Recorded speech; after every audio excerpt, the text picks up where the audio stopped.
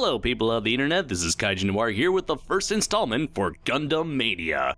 Due to the overwhelmingly positive response to Gundam Month, I decided to make this an ongoing series where I can continue to cover various pieces of media from my favorite anime franchise. Since I covered the first Gundam OVA over a year ago with Gundam 0080, I thought it was only appropriate for me to review one of the more recent ones, especially one that I've been looking forward to for a long time. That anime being Mobile Suit Gundam Unicorn, a 7-episode theatrically released miniseries that was adapted from the novels of the same name. For over half a decade, Gundam Unicorn was a show that had my curiosity, as it was the latest ongoing series around the time I was getting reacquainted with the franchise back in high school. Because I wanted to see the series in its entirety, I unfortunately had to wait a good number of years for all 7 episodes to get released and dubbed for Western audiences. Later, the series was re-edited into a 22-episode television show titled Gundam Unicorn Re-0096. While I won't be covering that version of Gundam Unicorn, it's important to note that it recently aired on Cartoon Network's Toonami block, so if you're interested in seeing that incarnation, be warned for the spoilers ahead. Our story begins with a flashback in space on the colony Laplace as the Earth Federation celebrates the end of the Anno Domini calendar and the beginning of the Universal Century, as mankind begins to live among the stars. However, the ceremony is cut short when a terrorist attack blows up the Laplace colony and everyone in it, thus setting the stage for the political conflicts that would eventually lead to the events of the Gundam saga. 96 years later, we cut to several of the key players in this story around the space colony Industrial 7, including Marita Cruz and her Neo-Zeon group, the Sleeves, Mineva Zabi, the Royal Princess of Zeon, and the masterminds behind the show, Cardius and Siam Vist. As the Sleeves prepare to meet with the Vist Foundation, an organization that has manipulated the Earth Federation and Anaheim Electronics mobile suit production behind the scenes, we transition to our main protagonist, Banagher Links, a student of an academy that specializes in educating prospective employees for Anaheim Electronics. As he ponders over his role in life, his emerging new type powers, psychic abilities that have emerged from people born in space, allows him to catch sight of Anaheim Electronics and the Vist Foundation's latest creation, the Unicorn Gundam, in the middle of its final test run. Afterwards, we see Mineva Zabi, who's stowed away on the Slave ship, attempt to enter Industrial 7 before falling into the colony. Upon sensing her distress, Banagher springs into action during his field trip and rescues her in a miniature mobile suit. Using the alias Audrey Byrne, Mineva asks Banagher for his help in getting to Cardius Vist, so that she may prevent an upcoming war. Banagher recognizes the urgency of the situation and immediately agrees to help see her mission through to the end. Through Audrey's meeting with Cardius, Banagher learns of Laplace's box, a mysterious object that has been in the Vist Foundation's possession since the beginning of the Universal Century, and has the power to potentially destroy either the Earth Federation or Neo-Zeon. For some unknown reason, Cardius has agreed to hand it over to the Sleeves and Neo-Zeon, something Audrey wishes to prevent. As it turns out, Cardius was not actually going to give them the box, but rather a quote-unquote key to said box in the form of the Unicorn Gundam, in the hopes that a worthy person can utilize it to locate the box and break the never-ending conflict between the Federation government and the Space Noids. From Cardius's perspective, the Universal Century was a chance for humanity to start all over again after overpopulating the Earth and consuming all of its natural resources. However, due to mankind's habit of making the same mistakes throughout the last 100 years, he decided to form this wild goose chase to test both Earth Noids and Space Noids. According to him, if the key, i.e. the Unicorn Gundam, is used responsibly, then humanity may have that chance to go back to the beginning and open up the possibility that was given to them at the start of the Universal Century. Later, as Cardius explains this to the Sleeves, a Federation task force known as Lundo Bell is sent to exterminate the Neo-Zeon team, causing a great destructive battle inside the colony. Banagher, who was previously escorted back to his school, attempts to go back and save Audrey. On his way to the Vist Foundation, he stumbles upon the Unicorn Gundam with an injured Cardius attempting to destroy the data inside the mobile suit before the Federation can get their hands on it.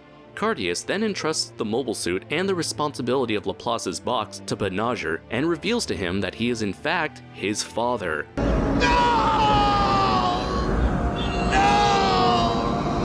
Before falling prey to the destruction around him. At this point, Banagher takes up the mantle of the Unicorn Gundam's pilot to save Audrey and eventually uncover the secret of Laplace's box. This series, in many ways, feels as though it was made to pay tribute to the original Universal Century continuity by exploring its origins as well as utilizing its vast history. For instance, we have quite a number of characters from all eras of the original anime trilogy. Such appearances include the return of Mineva Zabi/Audrey Burns, who Gundam fans haven't seen since she was a small child in Zeta Gundam. Next is Marita Cruz, who is revealed to be the last surviving clone of the character LPO Pull from Gundam Double Zeta. Finally, there's Bright Noah, the leader of Lundo Bell, who had previously played a key part in all the conflicts going back to the original series. The homages don't stop there, as the villain himself, Full Frontal, carries the Gundam tradition of having a Char clone, only this time he's a character that's literally trying to take the place of the original Char Aznavour. On top of that, there are many parallels between both Banagher and Amuro Ray's journeys, such as having lost loved ones and mentors who drive their motivations further, female childhood friends that grow more distant from them as they delve further into the unknown, and love triangles that result in Shakespearean tragedies between the protagonists and rivals.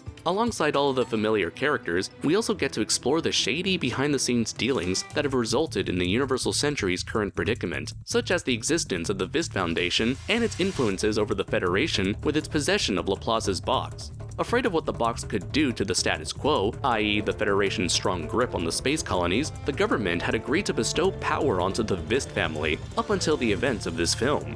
As a Gundam fan with previous knowledge about the decline of the Federation's power and the disappearance of Zeon, thanks to the shows that chronologically take place after Unicorn, it's interesting to see what exactly led to this monumental shift in politics. Another way Gundam Unicorn pays tribute to the classic era of the franchise is by featuring a vast array of familiar story and visual elements that have now been brought to life on the big screen. For starters, Banagher is your traditionally angsty teenage Gundam pilot with a strong resolve to protect his friends and family. The twist here, though, is that he's unwilling to become a participant of war. In previous shows, the Gundam pilot would eventually accept the role of a soldier and would go on to serve his political faction, be it the Federation, AUG, or Lundo Bell. Having the chance to push humanity in the right direction, Banagher instead chooses to deny both sides of the war in an attempt to find a third path. A path no one other than Audrey and Cardias thinks is possible. As he comes to understand his responsibility, he tries to get both sides to come to an understanding and believes that the only way to reach a compromise is through compassion. Still, many of the individuals he has encountered believes that it is simply too late for that, which only strengthens his belief and makes him an admirable protagonist in my eyes. However, when push comes to shove, he is willing to do what he can to preserve human life.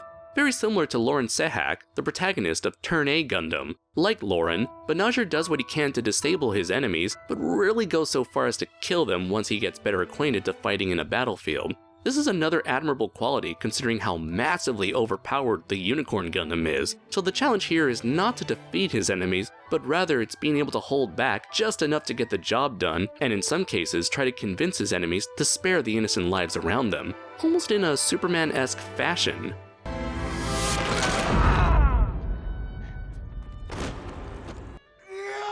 Well, the traditional version of Superman at least.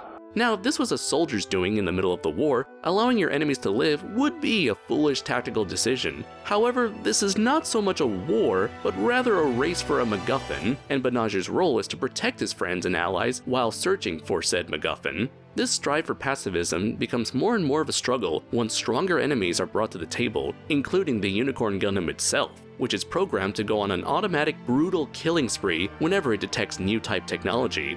Throughout all the chaos, he's constantly trying to figure out what's right or wrong, what decision is the best one when all options lead to some form of suffering. Other than Audrey, who else can he really trust, and which side is truly in the right? Is there even a point to this war? Are anyone's actions really justified? By questioning the current state of things, he's allowed as an outsider to look into this crazy world and determine what's the best course of action. This leads to one of the biggest aspects that I've always loved about the Gundam franchise, which is its ability to explore the political climate of each respective series through multiple perspectives, by using its protagonist as a stand-in for the audience. Here, Banagher acts no different. Having been born after the events of the original Gundam anime, he never truly understood what war was like, since he only ever learned about it through textbooks and lectures. He almost reflects the newer generation of Gundam fans in real life, who were most likely aware of the classic shows, but never had the chance to watch them. Like the newcomers in the audience, Banagher comes to learn from and appreciate the history of his world. As he gets the opportunity to see the war through numerous perspectives, both he and the viewer are able to understand who these people are and why they believe in their causes. Over the course of his journey, he encounters innocent lives who wish to escape from all the conflict, the victims of past wars that continue to hold bitter grudges, the dedicated soldiers who proudly serve as cogs in the machine, the children of fallen parents who felt obligated to carry the burdens and sins of the past as it drives them to madness, and finally the conspirators who wish to secure their own power over the rest of humanity even if it means betraying their own. Narrative-wise, this works exceedingly well, as a lot of the supporting cast impart their wisdom and knowledge onto Banagher during his struggles so that he may strengthen his resolve to do what he feels is right. As he grows more aware of his surroundings, he begins to oppose war, as history has proven time and time again that violence can only breed more violence. Despite his struggles to do what's right, there was still one thing he never questioned: Audrey Byrne. Having been inspired by her firm and resolute position against Neo Zeon, he was motivated to follow her all the way. Before the events of Gundam Unicorn, Banagher was always drifting through life with no real goals, dreams, or ambitions. However, after witnessing the level of dedication Audrey had in preserving the lives of everyone, combined with his own similar views towards the sanctity of life, he suddenly finds himself a new goal worth striving for. Although he was able to inadvertently use his new type senses to detect the purity in her heart, the ability to determine the truthfulness and sincerity in anyone is a very human trait that the audience can relate to, especially to those willing to put their faith in one another. On the opposite side of the political spectrum is our main antagonist, Full Frontal, who believes that there is no hope for humanity, especially after the events of the Second Neo-Zeon War 3 years prior. Despite a miracle occurring where Amuro Ray, the protagonist of the original series, gave his life to save the entire planet, to the point where he convinced enemies from both sides to come to his aid, the people of Earth and space still learned nothing from that experience and continued to fight amongst each other. From his pessimistic perspective, he believes that since humanity refuses to change for the better, then they are all destined to eventually kill one another, so he might as well lead the charge in making sure his side isn't killed first. It is here we learn a bit about who Full Frontal is as an individual, despite dedicating his life to filling the role of someone else entirely. While it's not explained in depth in the show, the novels detail his genetic and psychological transformation by Neo Zeon into becoming a beacon of hope for the people of Zeon. By impersonating the legendary Char Aznable, he became a living form of propaganda. However, what he simply represents is an idea of what Neo Zeon perceived Char to be, rather than the emotionally conflicted and sympathetic individual that he really was. In the past, Char at least wanted to force all of the Earthnoids to migrate from the planet so that they may all live in space as equals. Full Frontal, on the other hand, plans to keep Zeon alive just long enough to initiate a plan that will cut the Earth off from its essential natural resources in space and starve its population to death. In this situation, Zeon would become what the Federation is now, and the Earthnoids will live in hatred and eventually rebel against them, just as Zeon did in the beginning. Thus the cycle of war will begin anew. Full Frontal is fully aware of this, yet he continues to bear the title of the Second Coming of Char, all while being motivated by the anger that his people have built over time. In a way, he's less of a fleshed out character and more of an embodiment of this negative viewpoint that believes that we as a society is doomed to fail after years of repeating the same mistakes over and over again. To him, concepts like hope and possibility are simply illusions. In the middle of all this is Ensign Riddy Marcinus. In the beginning of the series, he's just another pilot, though one that came from a prestigious family that worked with the Vist Foundation for all these years. He starts out as a cool, calm, collective ace Federation pilot who agrees to help Banagher and Audrey. As the series progresses, both he and the audience comes to learn of the shady nature of his family and the corruption and background dealings within the Federation that has allowed the system to remain as is. What's interesting is that, like Banagher, his actions become motivated by Audrey as he becomes romantically interested in her. Yet her true feelings and goals line up with Banagher. Her eventual rejection drives him to the point of madness as he eventually tries to preserve the status quo in an act of rage and loneliness. He essentially becomes an individual like Full Frontal, thinking that there's no other way for humanity to change, so in this case, he wants to at least protect the people on his side. Unlike Bright Noah and the rest of the Lundo Bell crew, who actively try to do the right thing while still upholding their ranks within the Federation, Riddy allows himself to become part of that corrupt system in the hopes of keeping the peace on Earth in his own twisted way. Another key figure in all of this is Marita Cruz, a battle-hardened Zeon soldier who has experienced the absolute worst that humanity has had to offer throughout her whole life. At the same time, she saw humanity's best qualities through the people she met in Zeon. By the middle of the series, she's at odds with herself as she's conflicted by her instinctual dedication to her faction and her need to escape this violent life. She's an artificial puppet that wishes to be free of her strings. Being a cyber new type, someone with cybernetically implanted psychic abilities, she was brainwashed from birth to follow her original master and the Zeon cause even long after his death in Gundam Double Zeta. Despite this, she shares a strong bond with Zimmerman, her new quote-unquote master, who she came to see as a surrogate father figure after he rescued her from a life of child prostitution. Throughout the series, she continues to be a source of inspiration for Banagher, all while being manipulated by other individuals to varying degrees, and being forced to fight whoever she's told is the enemy.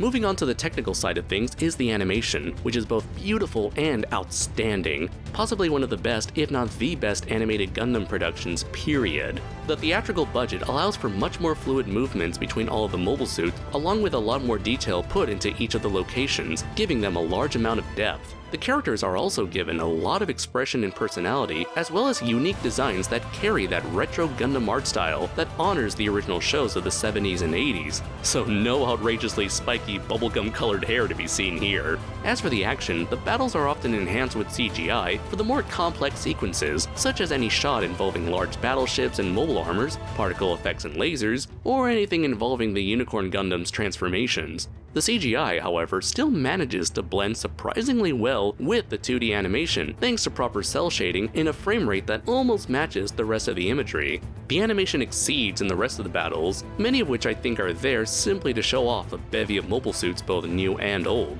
which doesn't bother me one bit. These magnificently choreographed battles feel like the perfect unison of human ingenuity and human perseverance, mixed with the harsh and devastating brutalities of war. And I freaking love it. This is what I love about Gundam in terms of scope and spectacle. Many of the newer mobile suits on display are often successors or homages to previous mobile suits from this continuity. The Sinanju was inspired by the Sazabi from Char's Counterattack, the Kshatriya is based on the Queen Mansa from Double Zeta, the Rizel contains elements of the Zeta Gundam, and the Delta Plus was heavily influenced by the Hyakushiki. The overall aesthetics of these newer mobile suits appear to go for a more detailed, bulkier, and heavily armored direction. This can be seen when you compare certain mobile suits like the Gera Zulu and its variants to the original Zaku's, which was the same art direction that the original Gundam universe was going in before the designers started slimming their mechs down in the 90s. Come to think of it, it's actually refreshing to see the return of this visual style of mech designs, especially when so many modern mech shows have been aiming towards slimmer, almost skeletal designs for their giant robots. As for the titular Unicorn Gundam itself, it has a simple yet complex design like the rest of the mobile suits presented in this series. It feels both familiar with its simple build that's clearly modeled after the original Gundam, yet strange and bizarre with its lack of color and the horned head from which it gets its name from. Of course, once it activates its NTD system, does it reveal its full potential and takes on the appearance of a traditionally designed Gundam. Coincidental or not, the idea of powering up mobile suits through a technical transformation is an idea that was introduced in the previous series, Gundam 00, where the Gundams all had the ability to increase their speed and strength for a limited amount of time while also glowing bright red. To push this concept even farther back along the timeline, the idea of a reddish glowing Gundam actually harkens back to Zeta Gundam, where Camille Badan infused his Gundam with psychic new type energy in the final battle. However, for all we know, this transformation could have been inspired by the Kaioken from DBZ. In traditional Gundam fashion, Banagher eventually learns to rely less on the machine's abilities to where the Gundam begins to grow stronger by relying on its pilots. By growing stronger as both a person and a pilot, Banagher is able to use the Unicorn as more than just a killing machine, but rather as a tool for peace. These key moments are also where the animation shines best. Before we wrap things up, I do want to briefly touch on the music, which is immensely pleasurable to the ears. The tracks wonderfully reflect the same inspiring sense of hope and matches the tone of the action beats, as well as the emotions that the characters convey. Finally, the use of percussions and vocals help make the main battle themes feel unique and heart-pounding, especially when the action gets heavy or emotional.